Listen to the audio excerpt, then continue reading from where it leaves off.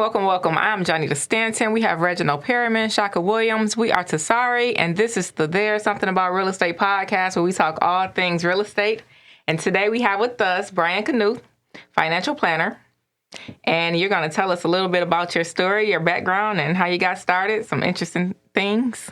Well, yeah, thank you so much. Appreciate it. We'll certainly try, yes. So, again, my name is Bryon Knuth. I am a fully licensed financial advisor. I've been doing it for over 33 years now. I focus in the area of comprehensive financial planning.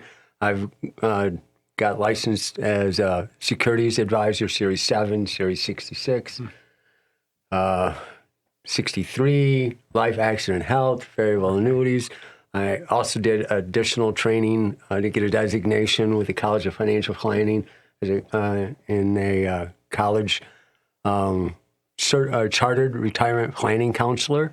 Okay. So my focus is really helping people advance through life and achieve the things that they're trying to in retirement, send their kids to college. Mm-hmm. And my focus has really been in education of other advisors and so forth. So while working in a personal practice, I also work with advisors in training and recruiting to help them advance and serve the general public. Cool. All right. So that brings us to the real estate portion, because a lot of real estate investors, professionals, don't have like a real plan for retirement.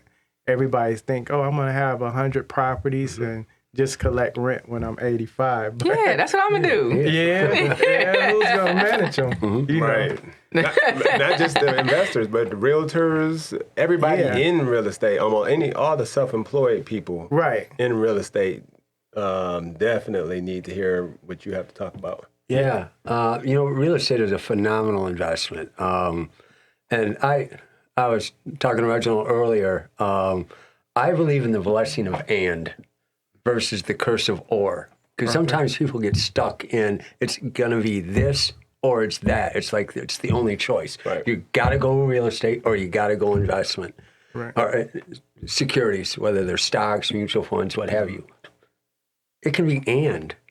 And I think a well-balanced portfolio that includes all of that, because there's pros and cons of everything. Mm-hmm. There's pros and cons of real estate. There's pros and cons of investments. And it's got to be to each person's standard or appetite for their achievement, their goal, their desires, and so forth. And to make blanket statements on you got to do this, I think is irresponsible. Every person is individual. Every goal and dream is individual, and you need to serve to that goal and not make blanket assumptions and tell them that everybody should do it a particular way. Right. And there's a great similarity and parallel between you as real estate agent and myself as a financial advisor. I know this because my wife is a real estate agent, and just seeing the whole process of trying to acquire listings or get buyers and take them through the process for their dream of making a purchase of one of the largest purchase more than likely in their life. Right. And that whole process is almost exact to how we work and through the process of working with clients to help them achieve their dream of how they're going to live. Mm-hmm. So as self-employed, understanding what's available to you and us is extraordinarily important in adjusting whether it's real estate and how is that going to fit in and what are all the tax benefits and income benefits along with the expense and time. It's got to be molded individually. So, yeah, I feel like the key said was diversify.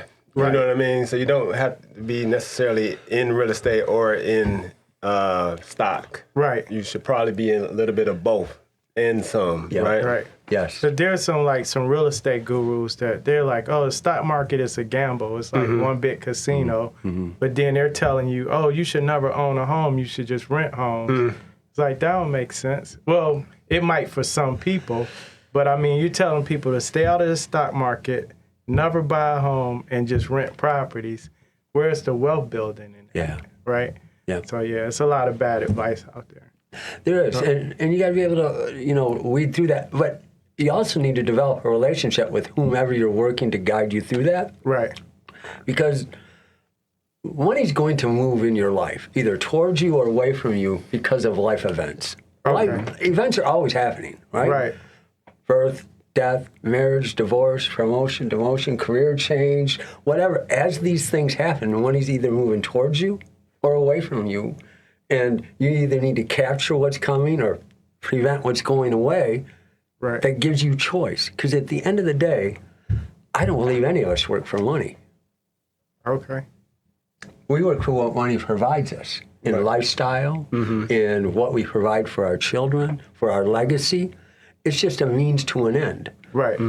Right. And so I know that might sound a little shocking, but No, that makes if sense. you think about it, at the end of the day, how big your stack of cash is versus the next person is irrelevant, because how you live is different than how they live. Right. And it should be adjusted accordingly. So somebody with a bunch of money, but they're not enjoying it, versus somebody that has half of that, but they're enjoying it and having fun in life and providing for their family.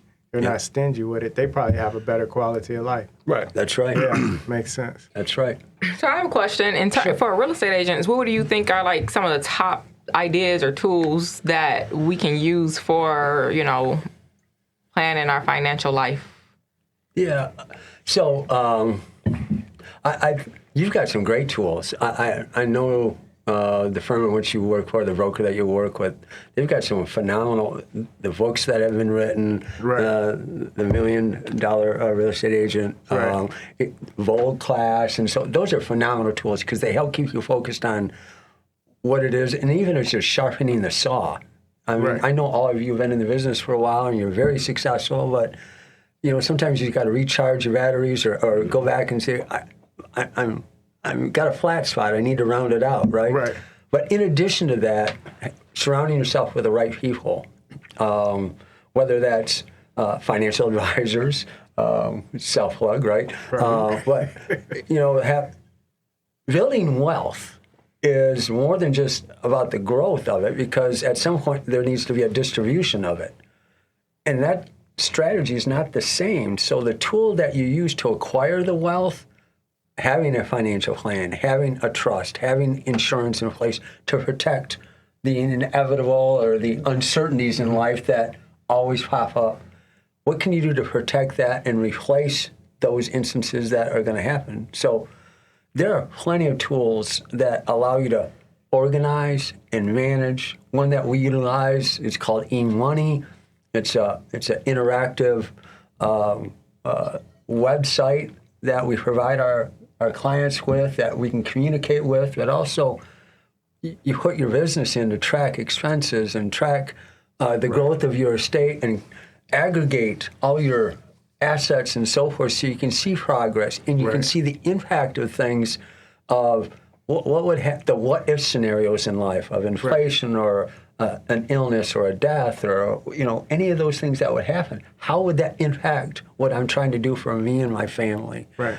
So CPAs, attorneys, those are all people that you should have on your team at some stage to help bring their expertise to keep more of what you acquired and make sure that if there's a choice between you and your family and legacy versus you and Uncle Sam, I think we usually know who the choice is there. Right. The default, which many people use, is Uncle Sam or the state. Right. And that's unfortunate. You can change a life. Right. But if you choose not to do and put the things in place, Uncle's going to get it, and when he does, he doesn't care. Your little bit, no matter how big your pile is, it's just a little bit.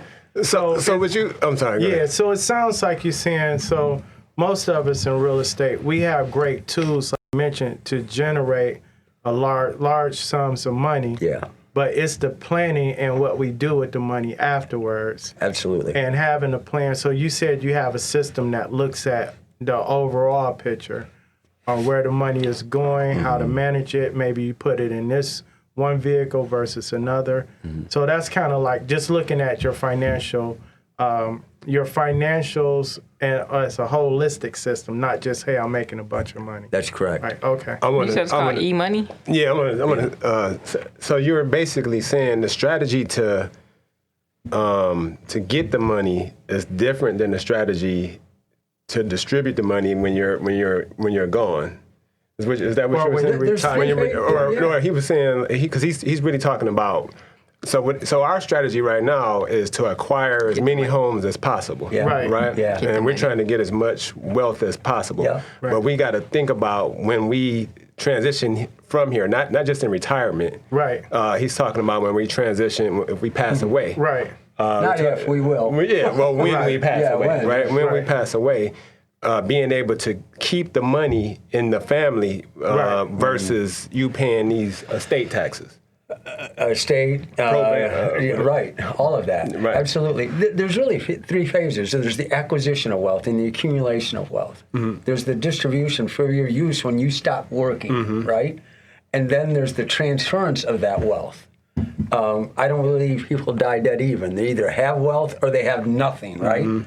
There's no in between. Right. So if you have it, who do you really want to impact it? Because wealth that's accumulated has a longer longevity than we do, right? It lasts beyond our years. So do you want control of that? I mean, you've worked years, decades to acquire this, and you're proud of what you've done, and then you just let it go away and let somebody else make the choice? Right. You let the state decide what's going to happen? You let the state decide this relative over that one because you didn't do a will or a trust? I mean, really, that's what you're saying. And you trust them to make those decisions for you when you choose not to do it. Right. Go ahead. No. I was going to go into a question about, so a lot of realtors, one of the biggest things, or like any self-employed business owner, a lot of people are confused between what are the benefits from a financial standpoint of an LLC versus like an S Corp? And that's the question we get the most. Yeah. Yeah. What do you think about that? You know, I don't know that it's a versus, actually. Right. You know, it's the whole idea about LLC, that's an entity, right? Right. Well, technically, an S Corp is an entity along with a C Corp and so forth. And the idea is to provide protection of liability and so forth, right? You want to separate business from personal, so if something happens on the personal side, or on the business side, they can't attach your personal assets and so forth. Right. So it's all designed for protection, right? Right. An LLC can also, because it's a way in which how you file your taxes as well. Right. So you either, as an LLC, you're going to file, and again, I got to put a disclaimer in, I'm not a CPA, I'm not, so I don't do taxes, but I know tax strategy, right? I have to do that. And also, I'm not an attorney, so I don't write wills and trusts, so I get that disclaimer. But the idea of an LLC for that protection, you're either going to file as a sole proprietor, which it's passed through, right? Whatever you earn passes through to your personal, and you're taxed at the personal rate. Right. The S Corp can be attached to the LLC, so it's not an either or. It can be that and again, and you attach the two together, and it affords you some options and opportunities for tax savings strategies, the protection that we've talked about, retirement planning, tax deductions, things that you write off and so forth. So I don't know that it's a versus, more of an appropriate strategy that should be added to self-employed people to protect what you're building, especially building tangible assets that have the opportunity, if you will, for some liability issues of people falling, hurting on the properties that you own. Right. So if you were going to set up a new company right now, which one would you choose? Which entity? Well, more than likely, I'd go with the LLC as an S Corp. Right. See, the idea of a C Corp, those are for larger companies, and you want to acquire assets and an influx of money through either issuing stocks or bonds, right? So C Corps allow you that. And then there's double taxation. So let's just take that off the table. Right. It's really, as a small business, you're looking at an S corp or LLC type of situation. Right. And it would be LLC with the S corp tax filing. And why do you do that? Well, what it allows is a separation for the protection that we talked about, but also from the advantages that it can afford me for retirement planning strategies, tax planning, writing off expenses. When I entertain a client, or if I have to buy a copy machine, or I pay rent at a new location down on Woodward, all those things that I'm paying as an expense, I can write off on my taxes then. So, and with an S corp, correct me if I'm wrong, S corp, you as the owner, you can also be an employee. That's right. And you can determine how much you want to say is salary versus a distribution or whatever. Yeah. Right. And there's some that's really good, Reginald, because you're required to actually, with the S corp, have a certain level of salary. There's an expectation of that. Right. And so what isn't salary and what's in through distribution then doesn't get taxed for the Social Security purposes. Right. Which, because as self-employed, we're paying both sides of that, right? Right. We're at 15.3%. So if it's coming as a distribution that's not through the salary, we don't have to pay the Social Security tax on that. So it's a savings, if you will. So it's the self-employment tax, right? Mm-hmm. So for our listeners, so when everybody's setting up these LLCs and that's like the end thing, but maybe, and especially depending on how much money you're making, you might want to file your taxes as an S corp, and then pay yourself a salary. Yeah. But then when you pay yourself a salary, you got to do withholdings, right? That's right. Yeah. So that's where the issue comes with not having the proper tools in place, because a lot of people miss out on paying those withholding taxes, and then they get in trouble. So I'm trying to get an understanding of the LLC combined with an S corp. So some people just do an LLC, and some people just do an S corp. Why do I combine them both? What does it protect me from? Getting sued and people attaching your personal. If you don't have an S corp or an LLC, the two are almost synonymous. It's the LLC was added. When was it? The S corp was added back in 1956, 1958, somewhere in there, for small businesses to build that structure and so forth. LLC is a more recent development, and it's still actually in transition. If you do any reading on it, the IRS hasn't really determined is it, where it stands. So they almost throw it out there to attach as a way to protect small businesses as well. So wait, just to clarify that, because what I'm hearing is, because this is why you mentioned having an attorney and a there CPA. It is. Right there. Because I heard a couple of times the LLC and S corp to detach yourself from the personal liability, but then you also have to make a decision based on taxes. So one is for the legal part of it, and one is for the tax. That's right. Benefits. Right. So I guess kind of what he's saying is, if you just do the LLC, then you're just doing it as a pass through, they can still, if you were to get sued, they can still come after your personal assets. No, not exactly right. On the LLC, you have the protection. The issue is that you can be a sole proprietor with the LLC, and so you're not going to get all the tax filing benefits that you could get with the S corp. So there is a difference there. So there's a benefit to put the two together. Right. The tax benefit, not a liability benefit. Correct. It's going to be the same pretty much. That's right. Okay. The liability benefit is the same. The LLC and the S corp liability is the same. The tax benefit is the difference. Yep. Okay. Okay, that explains it. All right. Makes sense? Yeah. So I got a different strategy though, but we'll talk another day. No, we'll bring it I another want to day. hear about it right now. No, my strategy is way different. I mean, my strategy is way different. All right. Yeah. So, question about like retirement planning. So, I remember everybody was selling mutual funds. Everybody was like, put $25 a month in a mutual fund when you're in your 20s, and by the time you retire, you'll be a millionaire. And then people were selling, everybody that's employed got a 401k, and then some people have an IRA. But then there's the SEP IRA for self-employed people, correct? Yeah.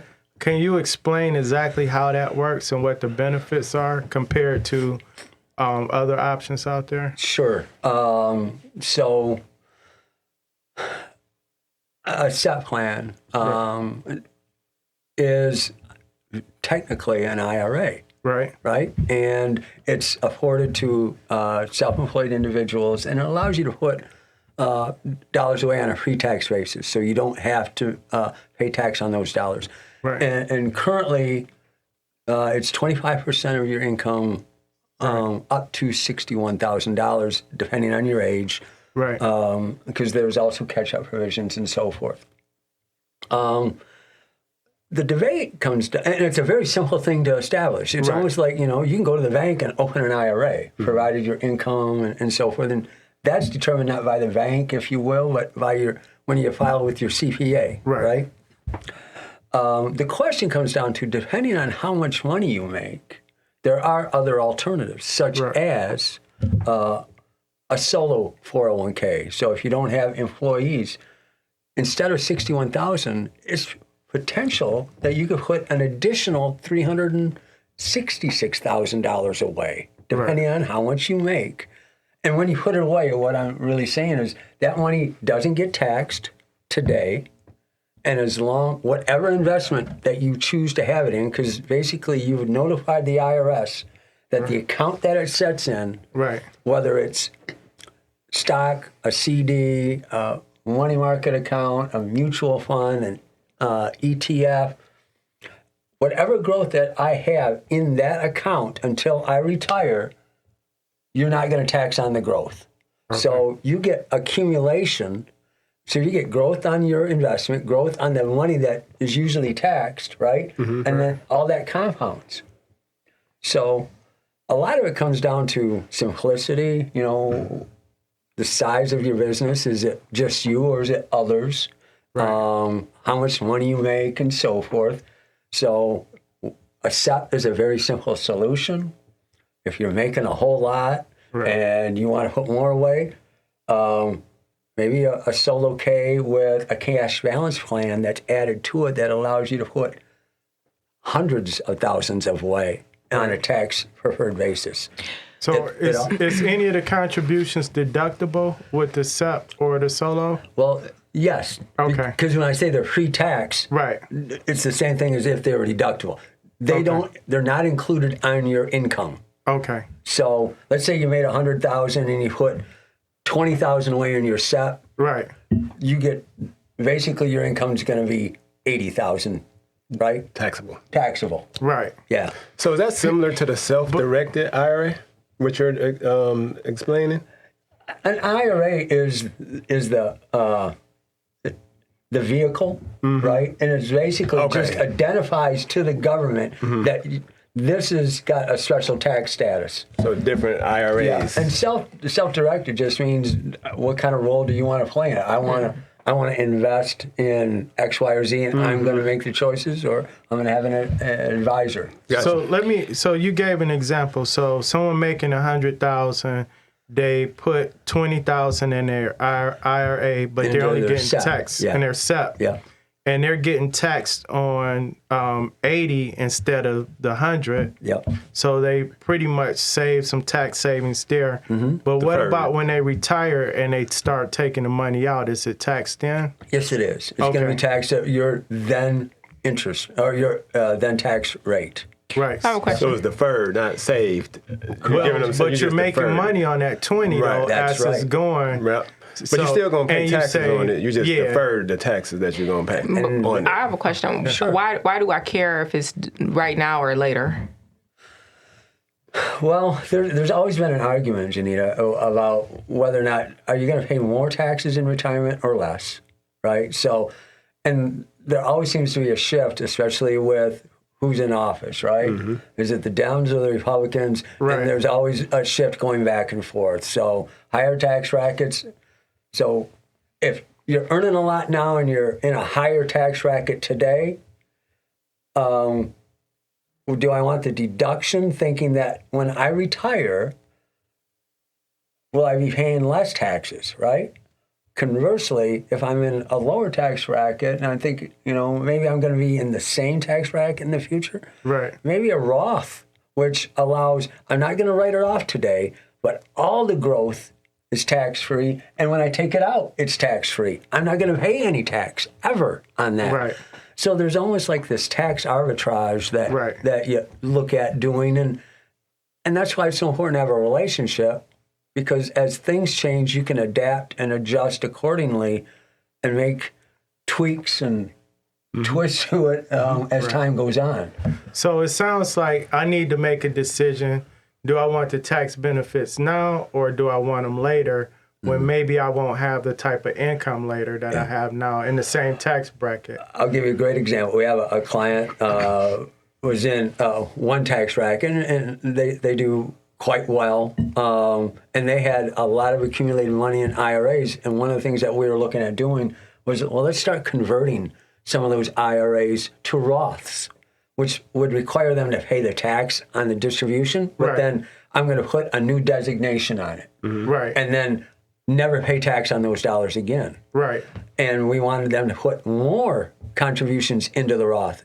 Well, he did a job change, got a promotion, his income level went up, a whole new tax bracket, the game changed. Right. Let's take the deduction today. Right. Because we pretty well know that where their goals are for income are far less than what they're making today. I mean, significantly less. Right. Let's take the deduction today and let's convert in the future. Right. So it's something back to the only thing we can guarantee is change. And we have to be nimble enough to adapt to those changes and take advantage. Right. Just like in real estate. I mean, mortgage rates go up, mortgage rates go down, inventory goes up, inventory goes down. All that's happening, we got to adjust. And you do that. Right. So as it fits your financial situation, it's not a set it and forget it. Right. Can you have both the Roth and the SEP? Absolutely. Oh, there you go. But you can't do a SEP Roth. Right. But you can have, so if I'm making 80 or 150,000, I can go set up a SEP and a Roth if I'm self-employed? Depends on if you're married or not, because then there's income limitations on being able to establish the Roth.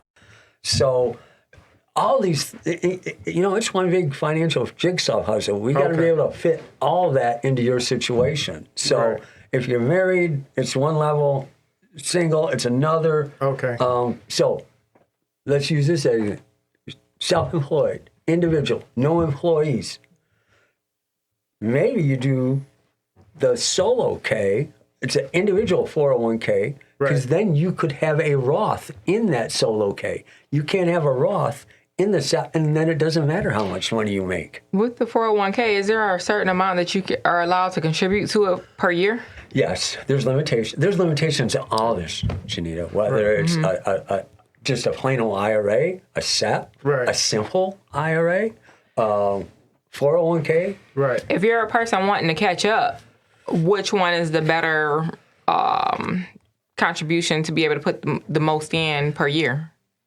So depending on what kind of plan that you're involved in, like a simple plan, which is set up by a small business, right? And the employer provides the plan. If you're over the age of 50, your catch-up is like $3,000. If it's a 401k, your catch-up is $6,000. Yeah. If it's an IRA, your catch-up's $1,000. So, I mean, it depends. Yeah. It depends on, and it depends for real. But it sounds on like even with that scenario that you just gave, or the example, the 401k, the solo 401k? The one that you can contribute to almost the most per year. Yes. But, right? There's always the but. Is, do you have employees? Because then you have to look at contributions, and then you got to look at contributions limits, and then there's more filing, and then there's more expense. So there's a lot of moving parts. But for a lot of real estate agents, they don't have employees necessarily. and maybe they didn't get a chance to invest when they were 20. Maybe they're not investing until they're 45. Yeah. You know what I mean? 55. Or Yeah.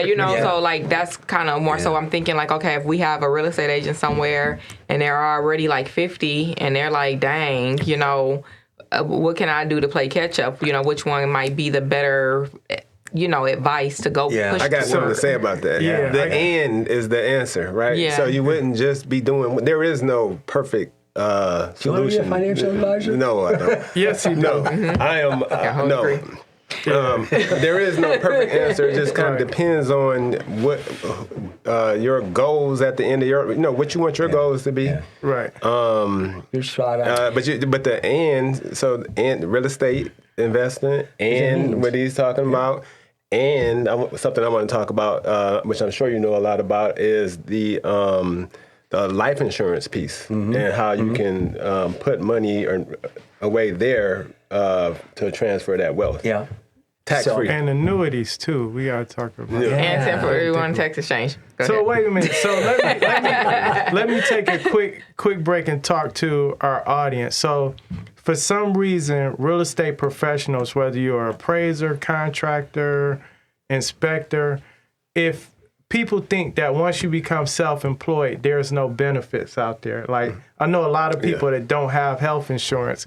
You can still get health insurance. There's plans out there for health Medicaid, insurance. one of the best ones. That I'm just saying. And then It is. people think, I quit my job and got into real estate, and what's going to happen to my 401k? But you can still go out roll and it get over. a solo 401k or a SEP. You can still contribute to retirement. So when you get that $6,000 commission check, maybe you put $600 or $2,400 or whatever into your retirement plan, and it don't have to be, I'm just out here winging it. Yeah. Right? So, But I think that's why I was asking about the maximum contribution for the retirement plan in particular. Right. You know what I mean? Right. Because some people, I'm one of those people, like sometimes I'll think like, okay, well, what am I going to go put? I would prefer to just be able to go dump some money into it and go away. yeah. Because I'm a real estate agent. Well, and then when we make money like off your rental properties or whatever, right? And you put that money away, you're probably going to try to buy another property, but you can also put a portion of that towards your retirement. So it's growing in real estate and it's constantly growing in these other vehicles as well. The and. Yeah. Everything, y'all. The and. Yeah. Interestingly enough, though, you talk about the maximums. The toughest thing is getting people started. Because at the end of the day, we have this immediate gratification. People want to do, I want it now. Now, people will pay their bills, right? Yeah. They'll pay their cable. Gotta have my cable. Gotta pay my cell phone. But most people try to save what's left over so the Bryon account is the last thing that gets paid. Right. Well, it should be the first bill that's paid. So when you talk about you make a $6,000 commission, Right. your first slice off that Right. should be you, then uncle, right? Right. Set aside your tax. Yep. And then, and if you follow the book, that 40-40-30, right? Yeah. Or the 40-40-20, right? If you follow that, you're going to be okay. But within that is you got to have a bill that's got your name at the top. Now, wait, let me clarify that, because when we say pay yourself first, Don't it bring a bad doesn't car. necessarily mean, if I made $6,000, I'm gonna give myself $5,000 them and J's. then pay everything else right out of the Louis. $1,000.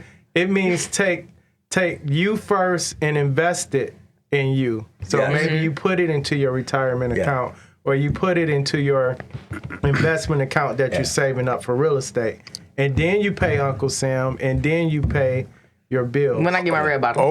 Or you go, You get or after you retire.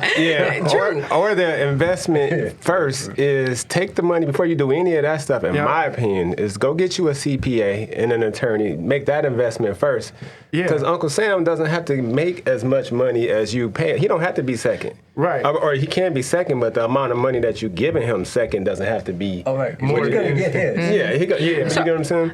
So- So you need to get you a financial planner, CPA, a team, invest in that team so that you have a strategy when you get that $6,000.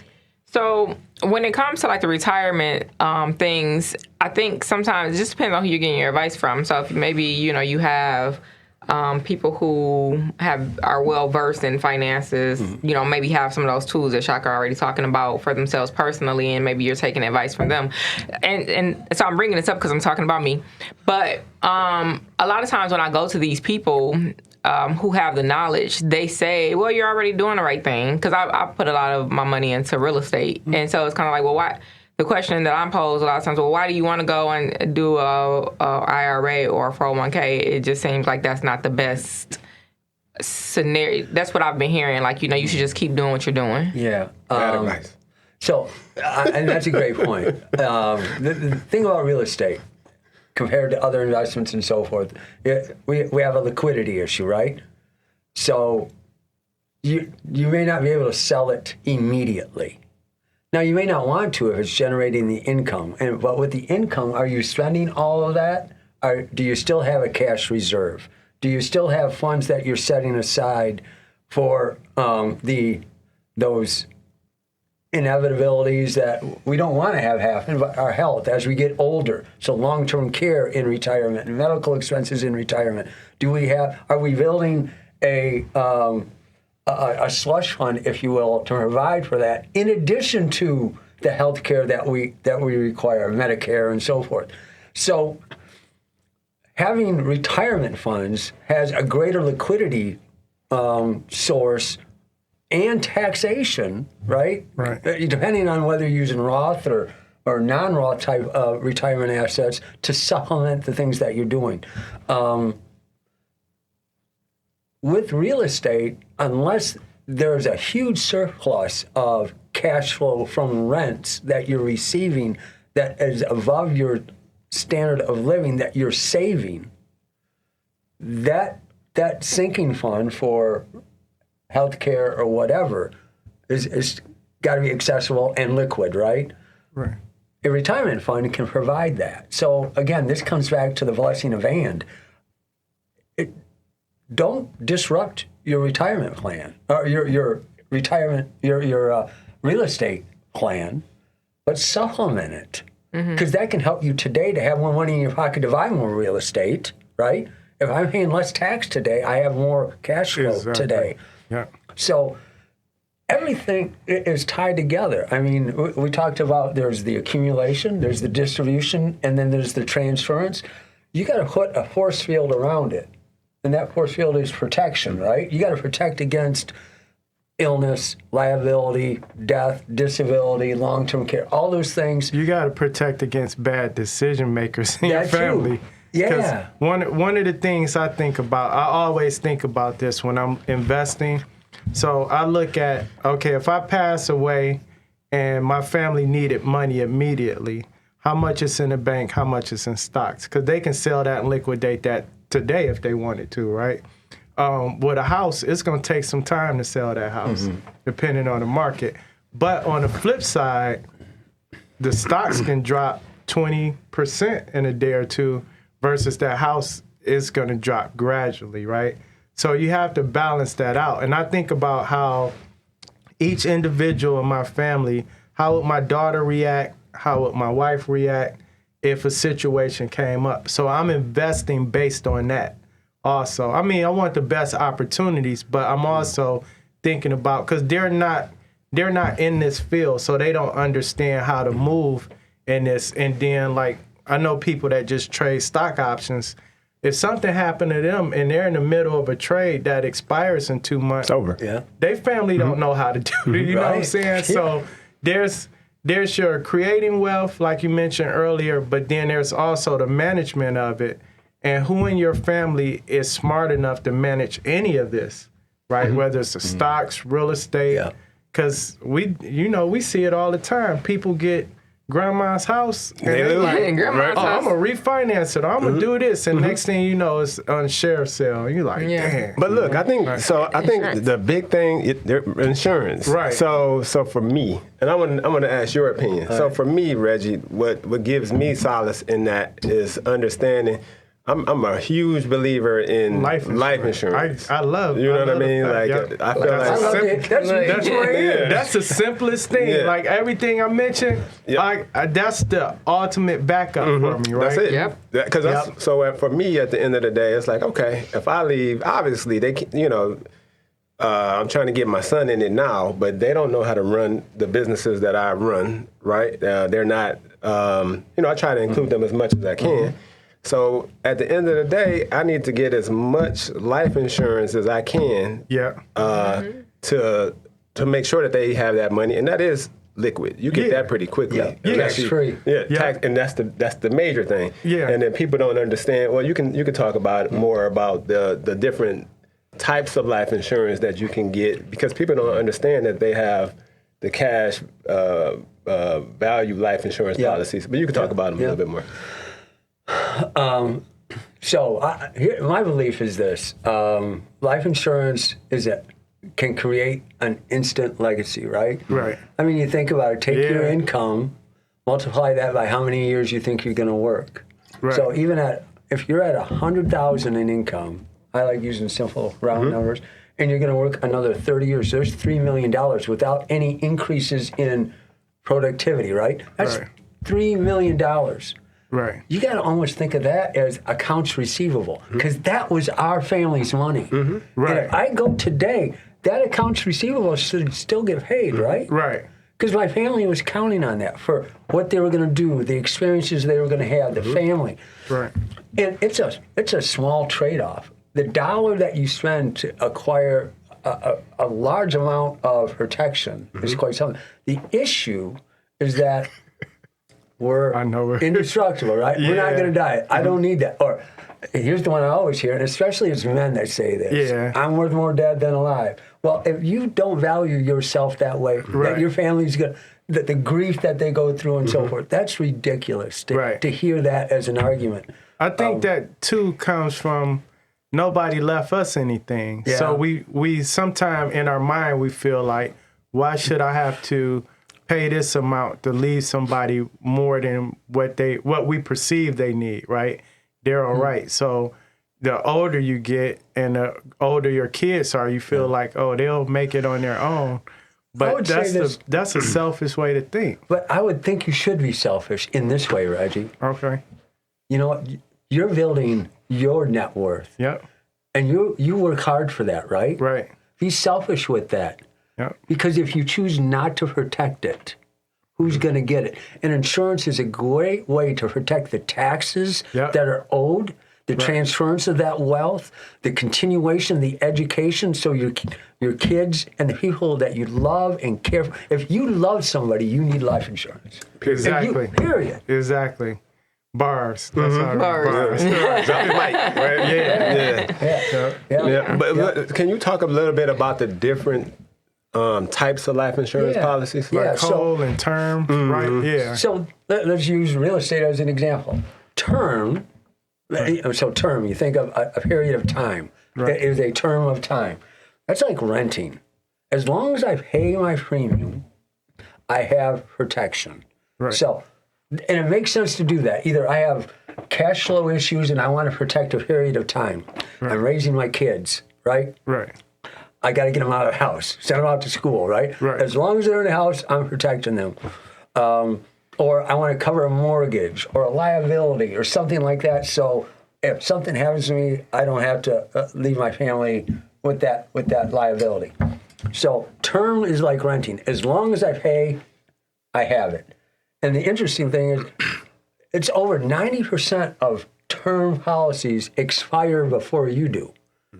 Insurance companies are in the business to make money, right? Right. They're going to make money on life insurance. And so they don't pay claims on over 90% of the term policies. Wow. All right?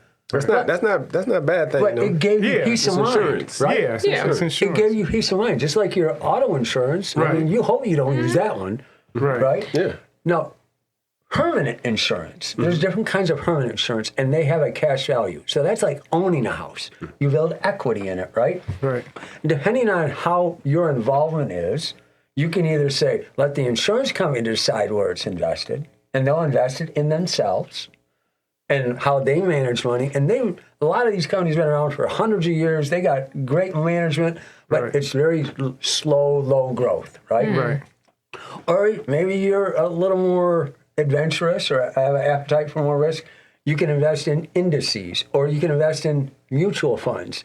So those are called either indexed universal life policies, that cash value that you have choices on. Right. Or there's variable that allow you to invest in things. So wait, let me back up for our listeners. So if I buy term, let's say I buy a 15-year policy, the premium stays the same for 15 years, and I'm going to get paid whatever that value amount is, right? The policy amount. The death benefit. Right. Yep. Benefit, right? But with the other avenues, is the premium typically a little higher? It's going to be higher. So right. I'm sorry to cut you off, but we got to pause. Oh, yeah, for a break. Yep. All right.